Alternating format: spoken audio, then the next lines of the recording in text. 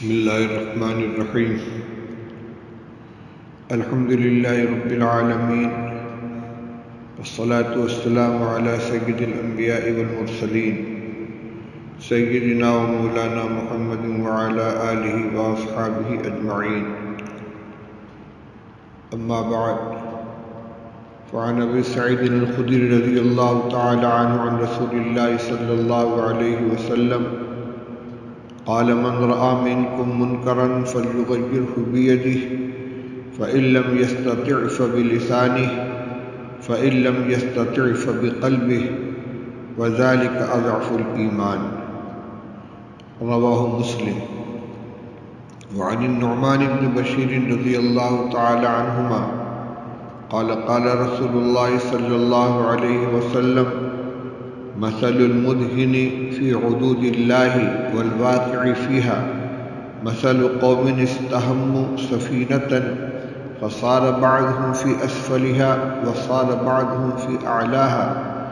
فكان الذي في أسفلها يمر بالماء على الذين في أعلاها فتأذوا به فأخذ فأسا فجعل ينقر أسفل السفينة فأتوه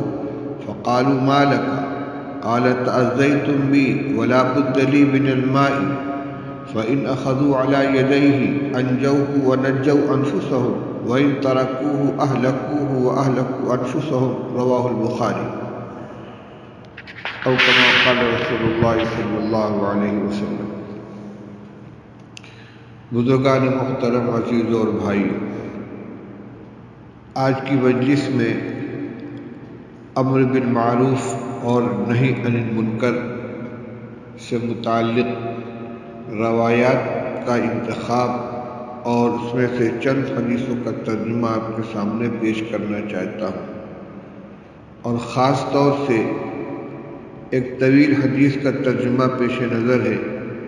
جس میں رسول اللہ صلی اللہ علیہ وسلم نے بہت قیمتی باتیں ارشاد فرمائی ہیں. پہلے اسی حدیث کا ترجمہ آپ کو سناتا ہوں. عن ابی سعید الخدری رضی اللہ تعالی عنہ قال قام فینا رسول اللہ صلی اللہ علیہ وسلم خطیبا بعد العصر فلم يدع شيئا يكون الى قيام الساعة الا ذكره حفظه من حفظه ونسيه من نسيه. حضرت ابو سعید خدری رضی اللہ تعالی عنہ ارشاد فرماتے ہیں کہ ہمارے درمیان اللہ کے رسول صلی اللہ علیہ وسلم عصر کی نماز کے بعد خطبہ دینے کے لیے، بیان کرنے کے لیے کھڑے ہوئے، اور یعنی آپ نے کھڑے ہو کر بیان فرمایا اور اپنے اس بیان میں کوئی ایسی چیز نہیں چھوڑی جو قیامت قائم ہونے تک پیش آنے والی ہو. کوئی ایسی چیز جو قیامت آنے تک پیش آنے والی ہو اس کو آپ نے ترک نہیں فرمایا بلکہ اس کا ذکر فرمایا. فرماتے ہیں کہ جس نے اس کو یاد رکھا اور جو بھول گیا وہ بھول گیا.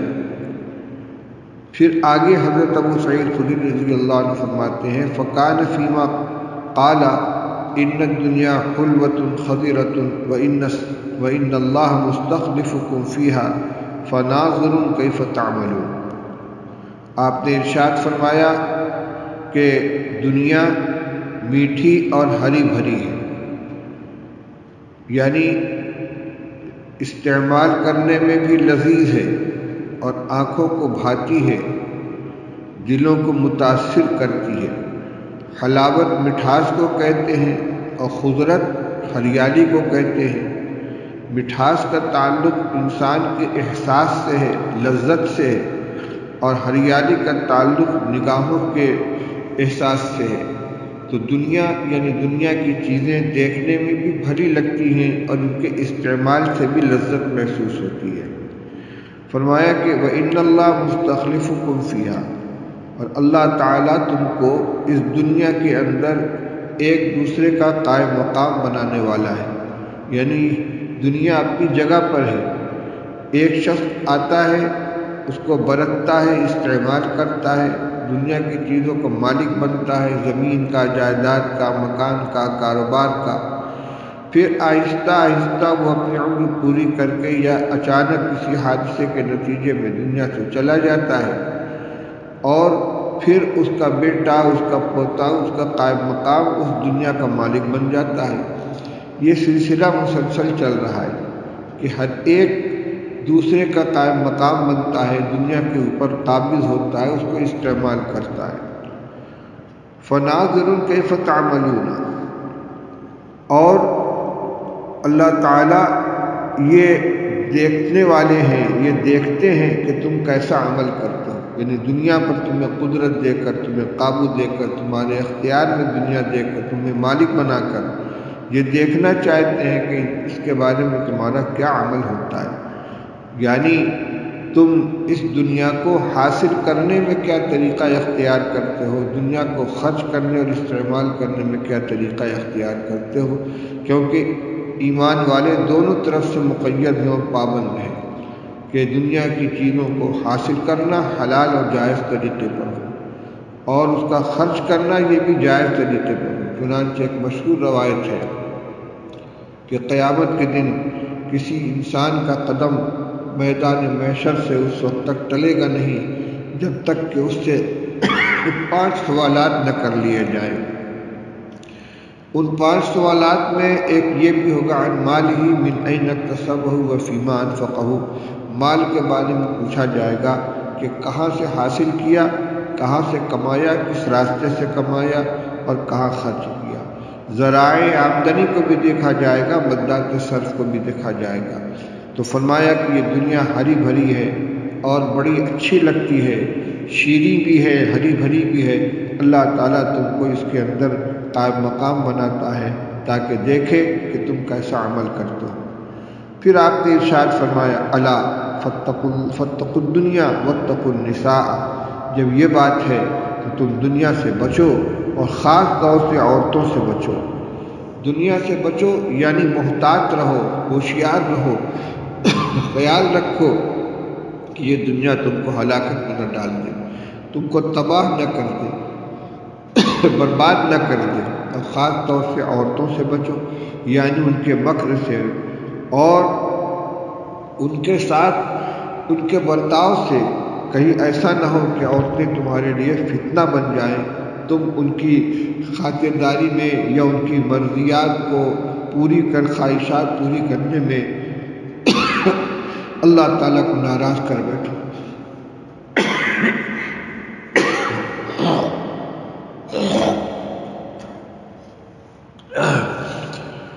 آگے ارشاد فرمایا، اور ابو سعید خدری رضی اللہ تعالیٰ فرماتے ہیں وَذَكَرَ أَنَّ لِكُلِّ غَادِرٍ لِوَاءً يَوْمَ الْقِيَامَةِ بِقَدْرِ غَدْرَتِهِ فِي الدُّنْيَا وَلَا غَدْرَ أَكْبَرَ مِنْ غَدْرِ أَمِيرِ الْعَامَّةِ يُغْرَزُ لِوَاؤُهُ عِنْدَ إِسْتِهِ۔ آپ نے یہ بھی ارشاد فرمایا کہ ہر بدعہدی کرنے والے، ہر وعدہ خلافی کرنے والے کے لیے قیامت کے دن ایک جھنڈا ہوگا جو اس کی بدعہدی کے بمقدار ہوگا، یعنی اس جھنڈے پہ تمام بدعہدیاں ٹکی ہوئی ہوں گی، جتنی بدعہدیاں، خلاف ورزیاں، وعدہ خلافیاں اس نے دنیا کے اندر کی ہوں گی، وہ ساری کی ساری بدعہدیاں اس جھنڈے کے اندر ٹکی ہوئی ہوں گی۔ فرمایا کہ اور اس سے بڑی کوئی بدعہدی نہیں ہے کہ آدمی امیر عامہ سے بدعہدی کرے، یعنی جس کے ہاتھ پر اطاعت کی بیعت کی ہے، جس کو اپنا امیر مانا ہے، اپنا حاکم مانا ہے،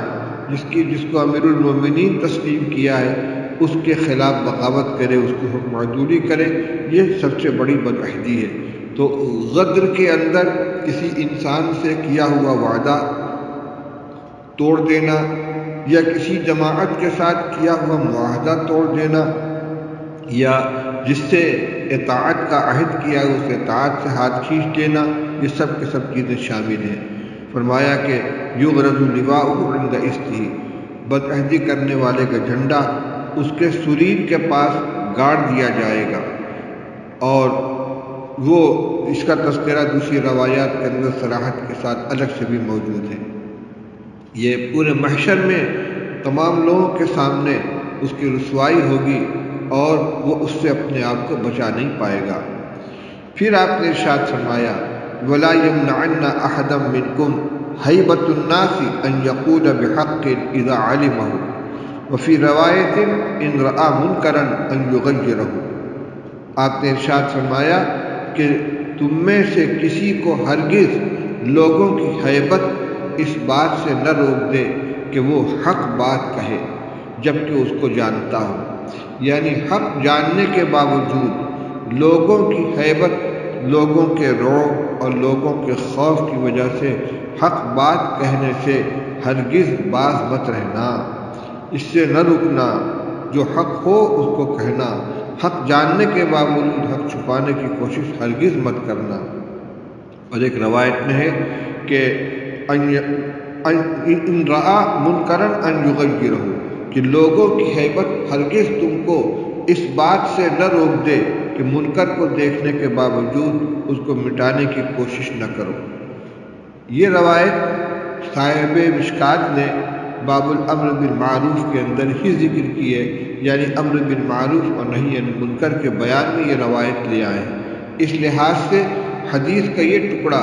رسول اللہ صلی اللہ علیہ وسلم کے اس بیان کا یہ ٹکڑا خاص طور سے قابل توجہ ہے، اور اسی کو ذکر کرنے کے لیے یہ روایت صاحب کتاب نے اس جگہ ذکر کی ہے، جس کے اندر رسول اللہ صلی اللہ علیہ وسلم یہ ہدایت دے رہے ہیں کہ حق جان لینے کے باوجود کبھی لوگوں کی رعایت میں، لوگوں کے خوف یا لوگوں کی ہیبت کی وجہ سے حق بیان کرنے سے مت رکنا، اور منکر کو جاننے کے باوجود کہ یہ چیز غلط ہے، یہ منکر ہے، اس پر نکیر کرنے میں لوگوں کی ہیبت اور لوگوں کا خوف اور لوگوں کا ڈر تمہارے لیے ہرگز مانع نہ بنے۔ فبکا ابو سعید وقال قد رأیناہ فمنعتنا ہیبۃ الناس ان نتکلم فیہ۔ یہاں تک روایت بیان کرنے کے بعد حضرت ابو سعید خدری رضی اللہ تعالیٰ رو پڑے اور کہنے لگے کہ حضور صلی اللہ علیہ وسلم نے جو بات فرمائی تھی ہم اس پر عمل نہیں کر پائے، ہم نے منکر کو دیکھا لیکن لوگوں کی ہیبت ہمارے لیے اس کے بارے میں گفتگو کرنے سے، نکیر کرنے سے مانع رہ گئی۔ میرے بھائیوں بزرگوں، ابو سعید خدری رضی اللہ تعالیٰ عنہ صحابی رسول ہیں۔ صحابہ رضی اللہ تعالیٰ عنہ کے بارے میں ہم کیا سوچ سکتے ہیں؟ کیا وہ واقعتاً ان کے اندر لوگوں کی ہیبت کی وجہ سے امر بالمعروف اور نہی عن المنکر کا حوصلہ باقی نہیں تھا؟ ایسا نہیں ہے۔ صحابہ کی زندگی ہمیں یہ بتلاتی ہے کہ وہ کبھی کسی کی رعایت نہیں کرتے تھے، لیکن رسول اللہ صلی اللہ علیہ وسلم کے ارشاد اور آپ کے حکم کی جو عظمت ان کے دل کے اندر ہے، جب اس سے اپنے عمل کا، اپنے طرز عمل کا موازنہ کرتے ہیں تو محسوس کرتے ہیں کہ اس پر ہمارا پورا عمل نہیں ہو سکا۔ ان کے مقابلے میں آج ہم اپنے عمل کا جائزہ لیں، اور خاص طور سے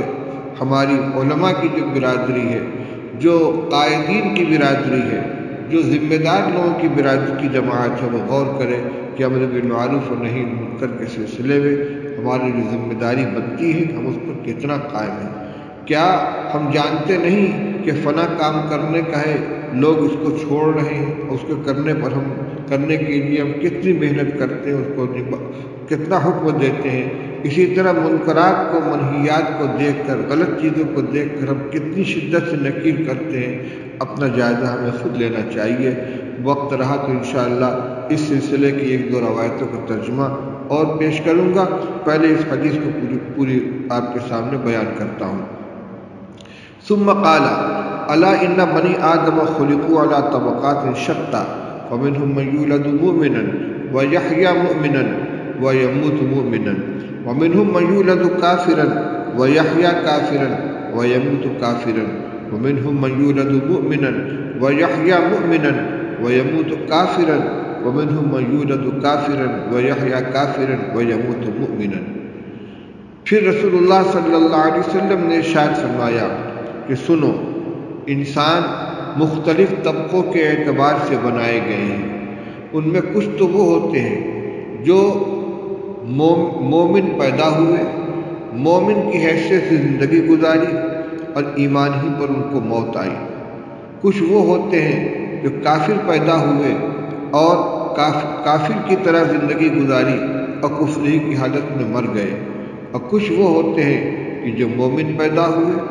مومن کی طرح زندگی گزاری لیکن موت کفر کی حالت میں آئی، اور بعض وہ ہوتے ہیں جو کافر پیدا ہوئے، کفر کی حالت میں زندگی گزاری اور ایمان کی حالت میں ان کو موت آئی۔ یہ 4 طرح کے لوگ ہیں۔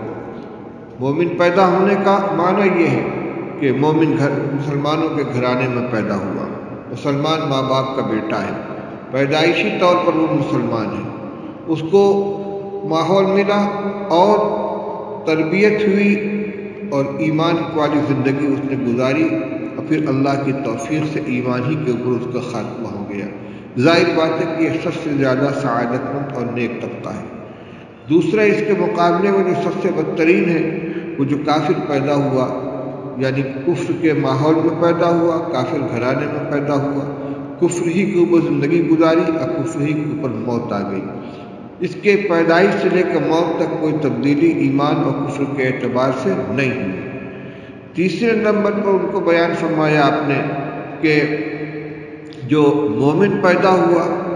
اور ایمان والی زندگی گزاری لیکن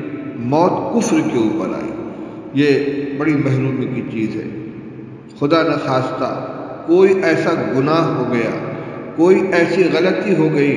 کہ جس کی وجہ سے اس کی موت ایمان کے اوپر نہیں آ سکی، خاتمہ بالخیر نہیں ہوا۔ اسی لیے تمام لوگ، اللہ والے نیک لوگ خاتمہ کے بارے میں بہت ڈرتے رہتے ہیں اور اللہ سے دعائیں کرتے رہتے ہیں کہ اللہ ہمارے ایمان پر خاتمہ نصیب فرما، خاتمہ بالخیر فرما۔ شیطان بھی آخر وقت میں آ کر پوری کوشش کرتا ہے کسی طرح ایمان سے بچلا دے اور اس بندے کا خاتمہ ایمان کے اوپر نہ ہو۔ اسی لیے آخر وقت میں کلمے کی تلقین کرنے کا حکم ہے کہ جب کسی کا انتقال ہونے لگے تو اس کے سرہانے اس کے قریب بیٹھ کر آہستہ آہستہ کلمہ پڑھا جائے، لا الہ الا اللہ،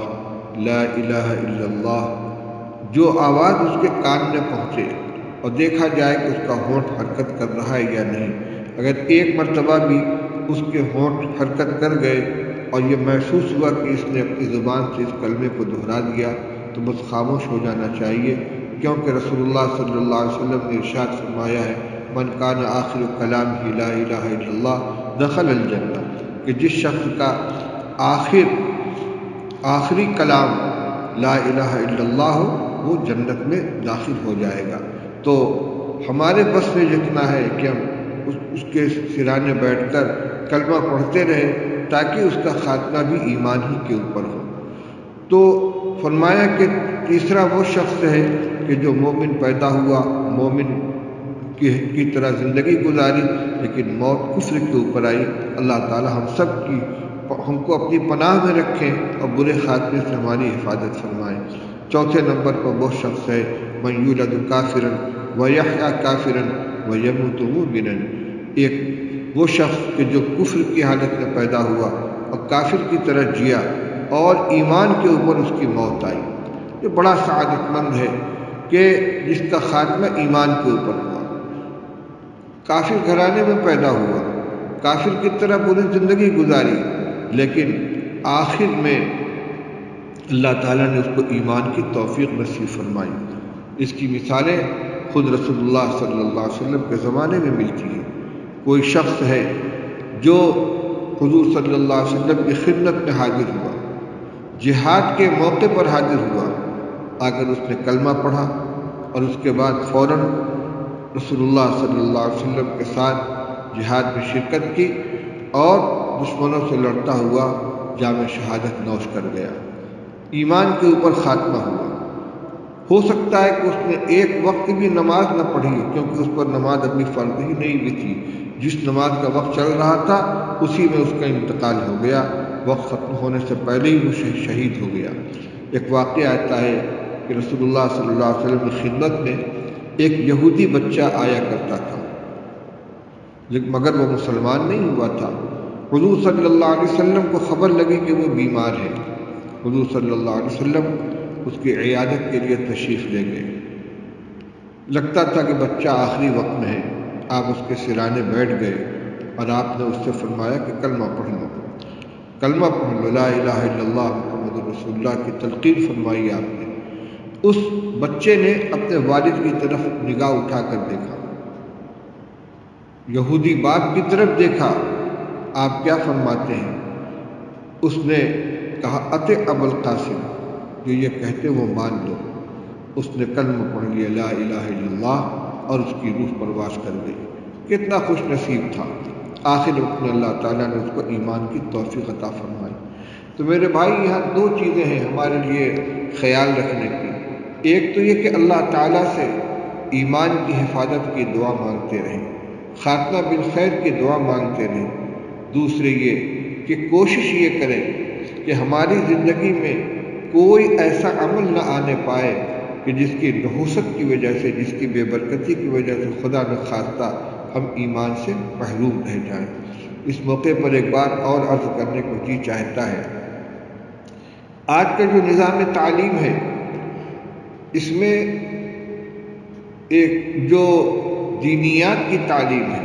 عقیدے کی تعلیم ہے، اس کا عنصر بہت کم ہے۔ اگر بچے کے دنیاوی مستقبل کو سنوارنے کے لیے اس کو ایسی تعلیم دلائی گئی کہ وہ دنیا کے اعتبار سے بڑا تعلیم یافتہ کہلاتا ہے، انجینئر ہے، ڈاکٹر ہے، پروفیسر ہے، لیکن وہ دین کے بارے میں بالکل ناواقف ہے،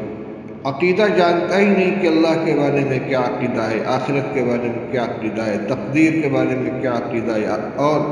انبیاء علیہ السلام کے بارے میں کیا عقیدہ رکھنا چاہیے، کچھ نہیں جانتا۔ اسی طرح اس نے زندگی گزاری۔ والدین کی جو ذمہ داری تھی کہ اس کو دین سکھائیں، دین کے اعمال بھی سکھائیں، عقائد بھی سکھلائیں، وہ اس کو سکھلایا نہیں گیا۔ بس بظاہر وہ ویسے پیدا بھی مسلمان گھرانے میں ہوا، مسلمانوں کے درمیان پلا بڑھا، مسلمانوں میں شمار ہوتا رہا، لیکن اس کا جو خاتمہ ہوا اس طرح ہوا کہ وہ ایمان سے محروم ہو کر دنیا سے گیا۔ آپ دیکھیں ہمارے اسی ملک کے اندر کتنے ایسے لوگ گزرے ہیں کہ جن کا نام مسلمانوں جیسا، اعلیٰ تعلیم یافتہ، اعلیٰ عہدوں کے اوپر رہے، لیکن مرتے وقت انہوں نے وصیت کر دی کہ میرا جنازہ نہ اٹھایا جائے، مجھے دفن نہ کیا جائے، بلکہ مجھ کو آگ میں جلایا جائے۔ کئی لوگوں کے بارے میں جانتا ہوں جنہوں نے مرتے وقت یہ وصیت کی کہ مجھ کو جلایا جائے۔ ظاہر بات ہے کہ یہ وہی لوگ ہوں گے جن کے دل کے اندر ایمان نہیں ہے، جو مسلمانوں کی طرح مرنا اور مرنے کے بعد مسلمانوں میں شمار ہونا پسند نہیں کرتے۔ تو اس کی ایمان کی حفاظت کے لیے، اپنے بچوں کے ایمان کی حفاظت کے لیے، خود اپنے ایمان کی حفاظت کے لیے ایسے ماحول میں زندگی گزارنی ہے کہ ایمان کی عظمت دل کے اندر بیٹھی ہوئی ہو، اور ایسی چیزوں سے اپنے آپ کو بچانے کی کوشش کرے جس کی نحوست کی وجہ سے ایمان سے محروم ہو سکتا ہے۔ تو آخری ایک بات آپ نے یہ ارشاد فرمائی کہ آدمی اس اعتبار سے چار قسم کے ہوتے ہیں۔ قال وذکر الغضب فمنهم من يكون سریع الغضب سریع الفعل فإحداهما بالأخرى ومنهم من يكون بطيء الغضب بطيء الفعل فإحداهما بالأخرى وخياركم من يكون بطيء الغضب سريع الفعل وشراركم من يكون سريع الغضب بطيء الفعل۔ رسول اللہ صلی اللہ علیہ وسلم نے ارشاد، حضرت ابو سعید خدری رضی اللہ تعالیٰ فرماتے ہیں، اس کے بعد رسول اللہ صلی اللہ علیہ وسلم نے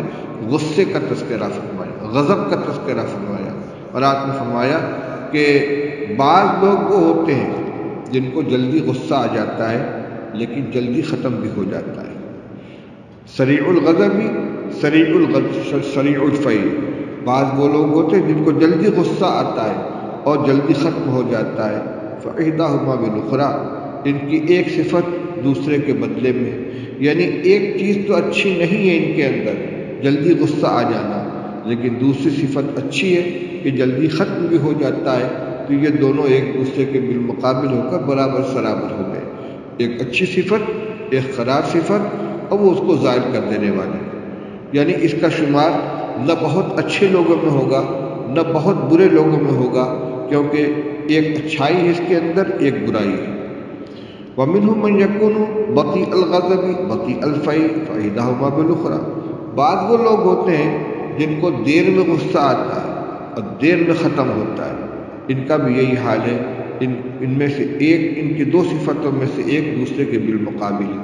یعنی ان کا شمار بھی نہ بہت اچھے لوگوں میں ہوگا نہ بہت خراب لوگوں میں ہوگا، کیونکہ ان کے اندر ایک صفت تو بری ہے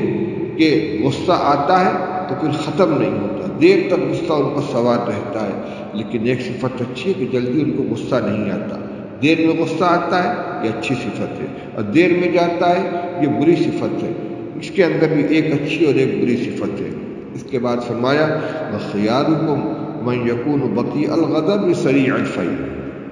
تم میں کہ اچھے وہ لوگ ہیں کہ جن کو دیر میں غصہ آتا ہو اور جلدی چلا جاتا ہو۔ دونوں صفتیں ان کے اندر اچھی ہیں، جلدی غصہ نہیں آتا، ضبط سے کام لیتے ہیں، برداشت سے کام لیتے ہیں، لیکن جب معاملہ حد سے آگے بڑھ جائے تو غصہ آتا ہے،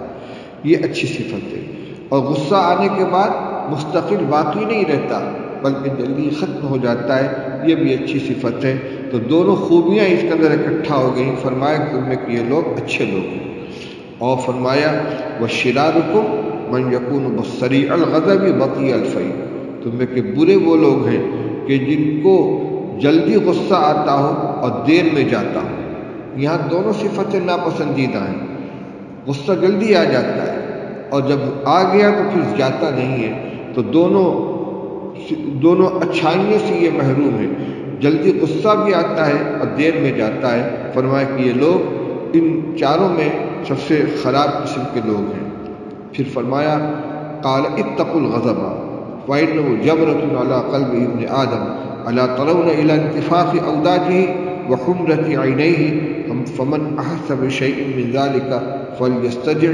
وليتلبد بالأرض۔ پھر آپ نے فرمایا کہ غصے سے بچو،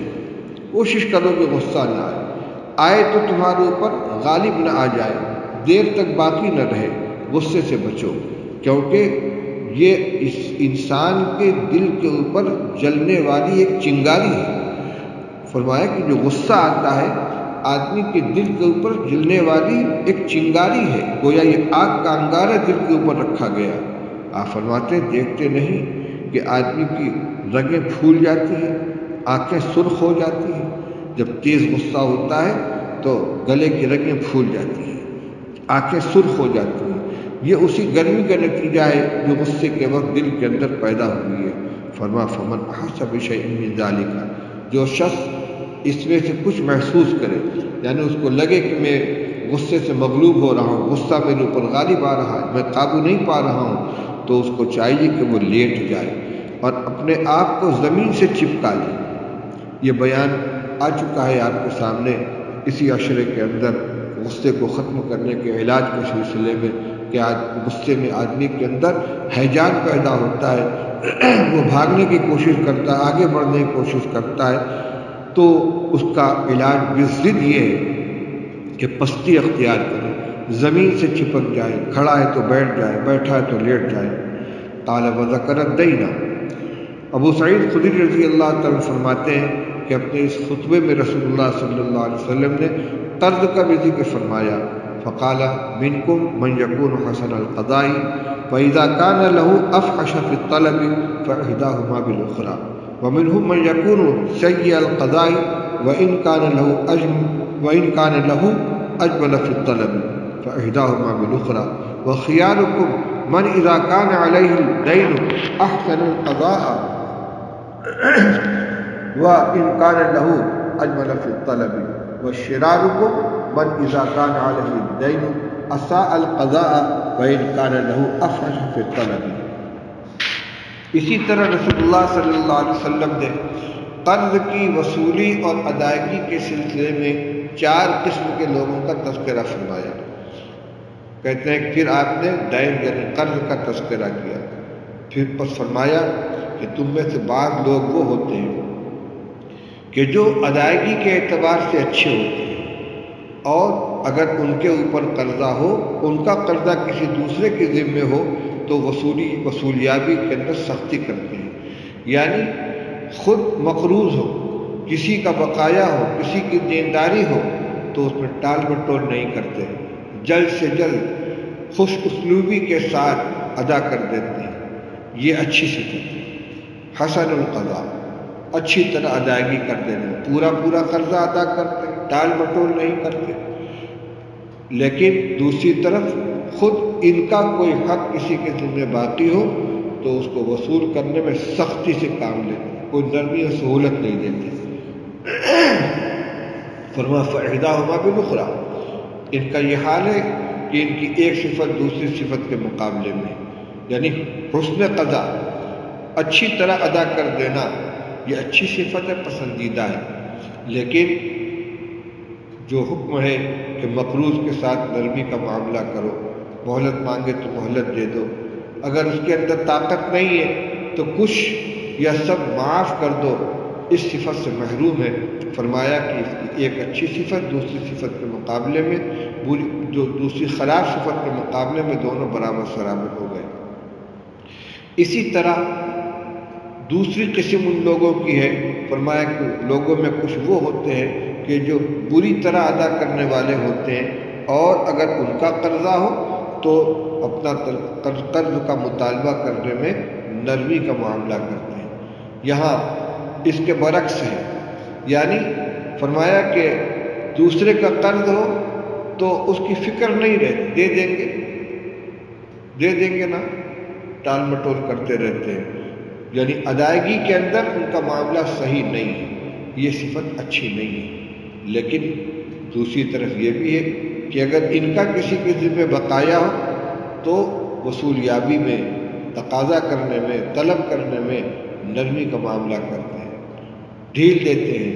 اگر کوئی مہلت مانگے تو مہلت دے دیتے ہیں۔ تو ایک صفت ناپسندیدہ، ایک صفت پسندیدہ، فرما فإحداہما بالأخرى،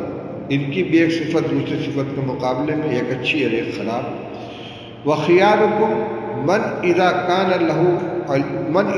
عَلَيْهِ دَيْنٌ أَحْسَنَ الْقَضَاءَ، فرمایا کہ تم میں کے اچھے وہ لوگ ہیں کہ جب ان کے ذمے کوئی قرضہ ہو تو اچھی طرح اس کو ادا کر دیں۔ وَإِنْ كَانَ لَهُ أَجْمَلَ فِي الطَّلَبِ، اور اگر ان کا قرض دوسرے کے اوپر بقایا ہو تو وصول کرنے میں، طلب کرنے میں نرمی کا معاملہ کریں۔ فرمایا کہ یہ اچھے لوگ ہیں، دونوں صفتیں ان کے اندر اچھی ہیں، ادائیگی میں بھی جلدی فکر مندی رہتی ہے کہ میرے ذمہ کسی کا باقی نہ رہے، اور خاص طور سے اگر اس نے مطالبہ کر دیا اور گنجائش ہے،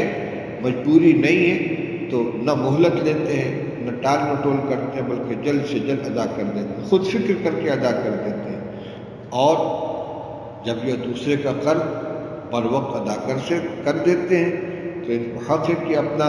حق سختی سے وصول کریں، لیکن ایسا نہیں کرتے۔ اگر ان کا قرضہ کسی دوسرے کے ذمہ ہو، ان کا حق کسی دوسرے کے اوپر ہو تو اس کو طلب کرنے میں، اس کو وصول کرنے میں نرمی کا معاملہ کرتے ہیں۔ تو ان کے اندر دونوں صفتیں اچھی ہیں، دونوں خوبیاں اکٹھا ہو گئی ہیں۔ اور فرمایا کہ تم میں کے خراب وہ لوگ ہیں کہ جب ان کے اوپر قرضہ ہو کسی کا تو ادائیگی اچھی طرح نہ کریں، اور اگر ان کا قرضہ کسی اور کے ذمے ہو تو مطالبہ کرنے میں سختی کا معاملہ کریں۔ دونوں صفتیں ناپسندیدہ ہیں۔ اپنے اوپر جو قرضہ ہے اس کو ادا کرنے میں دیر کرتے ہیں، ٹال مٹول کرتے ہیں، وعدہ خلافی کرتے ہیں، وقت پر ادا نہیں کرتے، استطاعت ہونے کے باوجود نہیں دیتے، مطالبہ کے باوجود نہیں دیتے، یا جو وقت وعدے کا اس وقت پر ادائیگی نہیں کرتے۔ لیکن اپنا حق وصول کرنے میں کوئی نرمی نہیں ہے، سختی کے ساتھ مطالبہ کرتے ہیں۔ ان کے اندر دونوں صفتیں ناپسندیدہ ہیں، اس لیے فرمایا کہ یہ بدترین لوگ ہیں۔ اتنا بیان کرنے کے بعد ابو سعید خدری رضی اللہ تعالیٰ عنہ فرماتے ہیں کہ حتیٰ اذا كانت الشمس على رؤوس النخل واطراف الغيطان فقال اما انه لم يبق من الدنيا فيما مضى منها الا كما بقي من يومكم هذا فيما مضى منه، رواه الترمذی۔ حضرت ابو سعید رضی اللہ تعالیٰ عنہ فرماتے ہیں کہ عصر کی نماز کے بعد رسول اللہ صلی اللہ علیہ وسلم خطبہ دینے کے لیے کھڑے ہوئے تھے، اور طویل وعظ فرمایا، یہاں تک کہ جب سورج کی روشنی اور دھوپ کھجوروں کے سروں پر پہنچ گئیں اور دیواروں کے کناروں تک پہنچ گئیں، یعنی سورج مغرب کی طرف کافی جھک گیا اور سورج کی شعاعیں کھجور کے اوپری حصے پر پڑنے لگی، نیچے کے حصے سے دھوپ غائب ہو گئی۔ اسی طرح دیواروں کا نیچے کے حصے پر سایہ آ گیا اور دیواروں کے اوپری حصے تک دھوپ چلی گئی، لگتا تھا کہ بس تھوڑی دیر میں سورج ڈوب جانے والا ہے۔ آپ نے فرمایا سنو انہ لم یبق من الدنیا فیما مضی منہا الا کما بقی من یومکم ھذا، کہ دنیا کے جو ایام گزر چکے ہیں ان کے مقابلے میں جو وقت باقی رہ گیا ہے وہ اتنا ہی ہے جتنا آج کے دن میں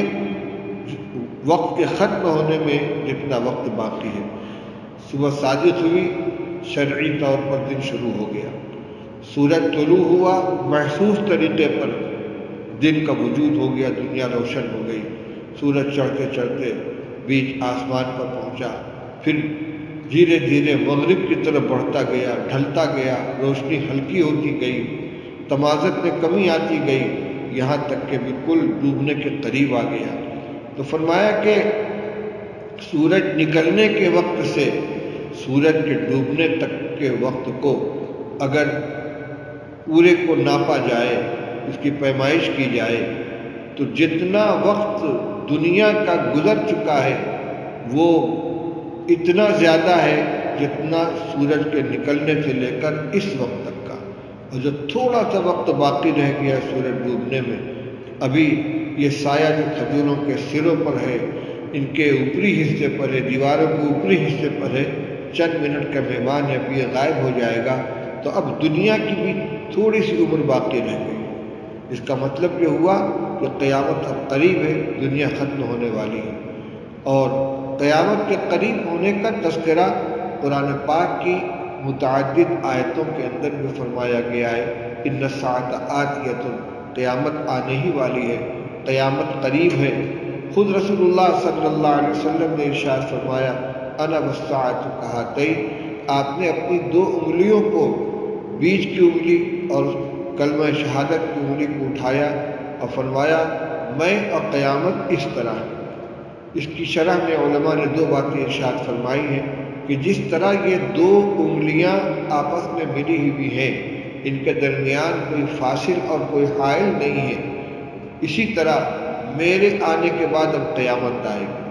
انبیاء علیہ السلام کا ایک طویل سلسلہ شروع ہوا حضرت آدم علیہ السلام سے، ایک کے بعد ایک نبی آتے رہے اپنی اپنی قوم کے اندر۔ رسول اللہ صلی اللہ علیہ وسلم سے پہلے حضرت عیسیٰ علیہ السلام بنی اسرائیل کے پیغمبر کی حیثیت سے تشریف لے آئے، لیکن رسول اللہ صلی اللہ علیہ وسلم نبی آخر الزمان ہے، آپ آخری نبی خاتم النبیین ہیں، آپ کے بعد کوئی نبی نہیں آئے گا، قیامت آئے گی۔ تو مطلب یہ ہوا کہ میرے بعد اب قیامت آئے گی، کوئی نبی نہیں آئے گا۔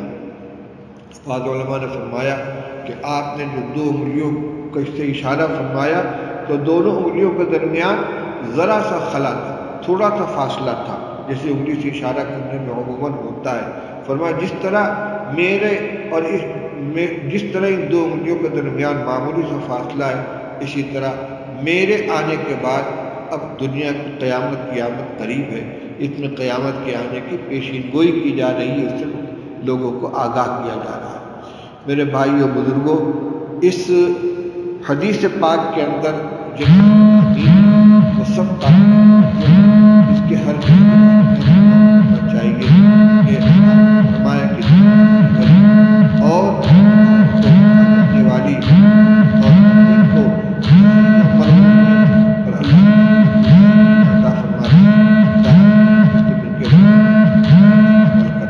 حاصل کرنے کے استعمال کرنے اور خرچ کرنے کے سلسلے میں کیا عمل ہے۔ پھر آج فرمایا کہ دنیا سے بچو، اس کے فتنے سے اپنے آپ کو بچاؤ، اور خاص طور سے عورتوں کے فتنے سے آپ اپنے آپ کو بچانے کی کوشش کرو۔ یہ ہدایت ہمارے پیش نظر رہنی چاہیے، اس کے مطابق عمل کرنے کی کوشش کرنی چاہیے۔ اسی طرح آپ نے یہ فرمایا کہ جو شخص وعدہ کرے اس وعدے کو پورا کرنے کی کوشش کرے، وعدہ خلافی سے اپنے آپ کو بچائے۔ بد عہدی کرنے والے کے لیے قیامت کے دن ایک جھنڈا نصب کیا جائے گا اس کے سرین کے پاس، جس میں تمام بد عہدیاں جتنی وعدہ خلافیاں ہیں وہ سب کے سب ٹکی ہوئی ہوں گی۔ اس وقت ہمارے سامنے وہ نظر نہیں آ رہا ہے، لیکن نبی صادق کا یہ اعلان ہے، اس لیے محشر کی اس رسوائی سے اپنے آپ کو بچانے کی کوشش کریں، بد عہدی سے اپنے آپ کو بچانے کی کوشش کریں، وعدہ خلافی سے اپنے آپ کو بچانے کی کوشش کریں۔ ایک قصہ سنا تھا، ایک عالم نے اس کو بیان کیا کہ جتنی آدمی خیانت کرے گا اور جتنی بد عہدیاں کرے گا، قیامت کے دن وہ جھنڈے کی شکل میں سامنے آ جائیں گی اور پورے محشر میں رسوائی ہوگی۔ اس مجمع کے اندر ایک درزی بھی تھا۔ اب اس کو خیال آیا کہ لوگ میرے پاس کپڑا سلنے کے لیے لاتے ہیں اور میں اس میں سے کپڑا بچا لیتا ہوں۔ ایک تو وہ ٹکڑے ہوتے ہیں، کترن ہوتا ہے کہ جس کو مالک سلوانے والا نظر انداز کر دیتا ہے، اپنے ساتھ لے نہیں جاتا، لیکن کچھ کاریگر قسم کے درزی ایسے ہوتے ہیں کہ جو قصداً بچا لیتے ہیں، اس میں سے چوری کر لیتے ہیں۔ اب اس درزی کو خیال آیا کہ میں نے تو نامعلوم نہیں کتنے کپڑے چرائے ہیں، یہ سارے کے سارے اگر اس جھنڈے کے اندر ٹک کر صاحب آ جائیں گے تو کتنی رسوائی ہوگی۔ بہت نادم ہوا اور توبہ کی کہ اللہ مجھے معاف فرما دے، آئندہ میں ایسی حرکت نہیں کروں گا۔ پھر ایک مرتبہ کوئی شخص اس کے پاس کوئی بہت اچھا کپڑا سلنے کے لیے لایا اور اس کو کوئی اندازہ نہیں تھا کہ میرے کپڑوں میں کتنا خرچ ہوگا، اس نے تھان لا کر دے دیا۔ اب اس کو خیال آیا یہ تو ناواقف آدمی ہے، اس موقع پر اگر میں دو چار گز اس میں سے بچا لوں اسے کچھ پتہ نہیں چلے گا۔ اب کشمکش میں مبتلا ہے، ایک طرف یہ موقع ہاتھ سے گنوانا نہیں چاہتا، دوسری طرف اس کی فکر ہے کہ قیامت کے دن اگر یہ بھی ٹک گیا اس جھنڈے کے اندر تو میرا کیا بنے گا۔ بہت دیر تک سوچنے کے بعد وہ کہتا ہے ای ہم برسر عالم، ای ہم برسر عالم، کپڑا تو میں بچاؤں گا، جہاں جھنڈے میں سارے کپڑے آئیں گے یہ بھی اسی میں ٹکے گا۔ تو یہ کشمکش کا جو موقع ہوتا ہے یہ بڑی آزمائش کا ہے۔ ایک طرف گناہ کی دعوت دینے والا ماحول، دل کے اندر پیدا ہونے والا تقاضا، دوسری طرف اللہ کے سامنے حاضری کی فکر، آخرت میں رسوائی کا استحضار۔ اگر آدمی اس کے اندر اس کشمکش میں ناکام ہو گیا تو وہ تباہی کے غار میں جا گرے گا۔ ایسے موقع پر اپنے آپ کو کنٹرول کرنا اور اپنے آپ کو گناہ سے بچانا، یہ ہے عقل مندی کا تقاضا۔ اس کے بعد حدیث کے اندر جو چار قسم کے لوگوں کا تقابل کیا گیا ہے، اس میں سے اپنے آپ کو سب سے اچھی قسم میں شمار کرنے کی اور بنانے کی کوشش کرنی چاہیے۔ ہم پیدا ہو تو ایمان کی حالت میں، جس میں ہمارا کوئی دخل نہیں ہے، اللہ تعالیٰ اپنے فضل سے مسلمان والدین کی اولاد بنا دے، پھر اپنی زندگی ایمان والی گزاریں اور ایسی زندگی گزاریں کہ خاتمہ ایمان کے اوپر ہو۔ کما تحیون تموتون و کما تموتون تبعثون، جیسی زندگی گزارو گے ویسی موت آئے گی، اور جیسی موت آئے گی اسی حال میں اٹھائے جاؤ گے۔ اسی طرح آپ نے فرمایا کہ غصے کے سلسلے میں آدمی چار طرح کے ہوتے ہیں۔ کچھ وہ ہوتے ہیں کہ جن کو جلدی غصہ آتا ہے، جلدی ختم ہو جاتا ہے، ان کے اندر ایک صفت اچھی ایک خراب ہے۔ کچھ وہ لوگ ہوتے ہیں کہ دیر میں غصہ آتا ہے، دیر میں جاتا ہے، ان کے اندر بھی ایک صفت اچھی ایک خراب ہے۔ فرمایا سب سے خراب وہ لوگ ہیں کہ جن کو جلدی غصہ آ جائے اور دیر میں جائے، اور سب سے اچھے وہ لوگ ہیں جن کو دیر میں غصہ آئے اور جلدی چلا جائے۔ اسی طرح قرض کے سلسلے میں آپ نے چار قسم کے لوگوں کو بیان فرمایا کہ کچھ لوگ وہ ہوتے ہیں کہ جو اچھی طرح سہولت سے قرض ادا کر دیتے ہیں لیکن اپنا قرض وصول کرنے میں سہولت نہیں دیتے، سختی سے وصول کرتے ہیں، ان کے اندر بھی ایک اچھی صفت ایک خراب ہے۔ بعض وہ لوگ ہوتے ہیں جن کے برعکس ہیں، یعنی قرض وصول کرنے میں بھی ڈھیل دیتے ہیں اور دوسرے کا قرض ادا کرنے میں بھی دیر کرتے ہیں، ان میں بھی ایک اچھی صفت ہے ایک خراب صفت ہے۔ اور فرمایا کہ سب سے اچھے وہ لوگ ہیں کہ جو دوسرے کے قرض تو جلدی ادا کر دیں اور اپنا قرض وصول کرنے میں نرمی برتتے ہوں، اور سب سے خراب وہ لوگ ہیں کہ جو قرض ادا کرنے میں بھی دیر کرتے ہوں اور اپنا قرض وصول کرنے میں نرمی بھی نہ برتتے ہوں بلکہ شدت کے ساتھ وصول کرتے ہوں۔ یہ جو تقابل والی چار قسمیں آئی ہیں، ان میں جن کو سب سے اچھا قرار دیا گیا ہے ان میں اپنے آپ کو بنانے کی کوشش کرنی چاہیے، اور خاص طور سے ایک جز جو اس میں اہم تھا، جس کے لیے یہ باب لایا گیا ہے، یہ روایت اس باب میں ذکر کی گئی ہے، جس میں آپ نے فرمایا تھا کہ کسی کی رعایت میں یا کسی کے خوف کی وجہ سے غلط بات پر نکیر کرنا، غلطی پر ٹوکنا مت چھوڑنا۔ ہرگز ایسا نہ ہو کہ لوگوں کی ہیبت کی وجہ سے یہ جان کر کے فلاں کام غلط ہے، فلاں عمل خراب ہے، فلاں رسم غلط ہے، اس کے باوجود آدمی اس پر نکیر نہ کرے۔ فرمایا ایسا ہرگز مت کرنا۔ یہ عام مسلمانوں کی بھی ذمہ داری ہے، اور خاص طور سے علماء اور جو اپنے گھر کے ذمہ دار ہیں، جن کے اوپر ذمہ داریوں کا بوجھ ہے، ان کو خاص طور سے اس پر نگاہ رکھنی چاہیے۔ اللہ تعالی ہم سب کو عمل کرنے کی توفیق عطا فرمائے۔ وآخر دعوانا الحمدللہ رب العالمین۔